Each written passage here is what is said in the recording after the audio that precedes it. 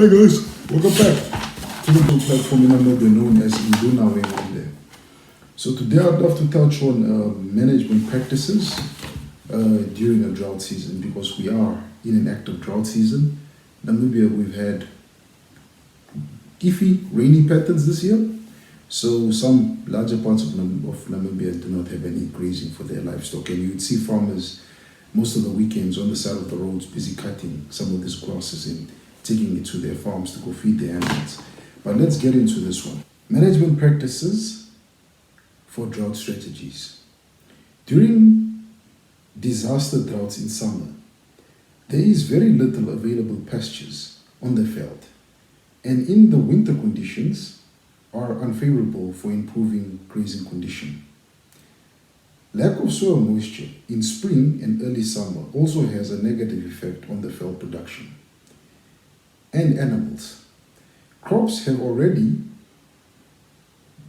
been badly affected, and crop residue that could have been used as stock feed are no longer readily available. This kind of situation is distressing. It can be managed, and the following measures can help prevent unnecessary deaths and reduce financial losses. 1.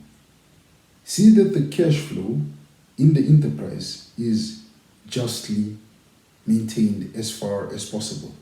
2. Protect the core breeding animals. These are the female animals that have to generate income again after the drought. 3. Where possible, make strategic use of supplementary feeds on veld grazing. 4. Reduce the number of animals that are dependent on fodder sources on the farm by marketing surplus animals or removing them temporarily from the veld and transferring them to a feedlot or planted pastures. 5.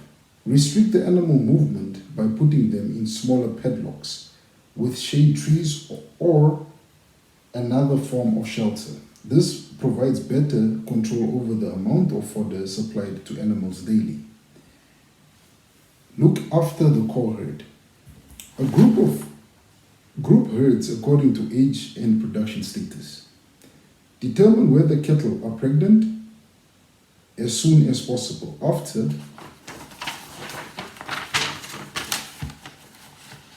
the conclusion of the current breeding season. With sheep and goats, ewes are scanned to determine multiple birth status, so that the feeding of the ewes can be specifically adapted to them. Apart from pregnancies, the condition of the teeth should also be determined, especially in older cows and ewes. Cows in calf should still be able to graze well, at least for the following calving season up to weaning. Gummers could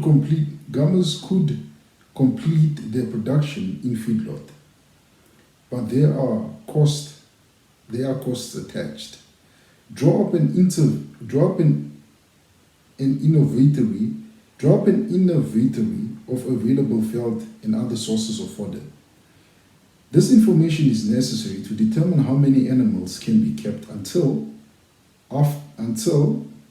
after the beginning of the following summer. Reduce the number of animals that are dependent on fodder sources on the farm by marketing the surplus animal, temporarily removing them from the veld. Note the reproduction records and weaning weights of the prodigies of female animals. Every age group contains some less productive animals that could be culled. The principle of cut your losses arises, and further expenditures should be set off against expected income.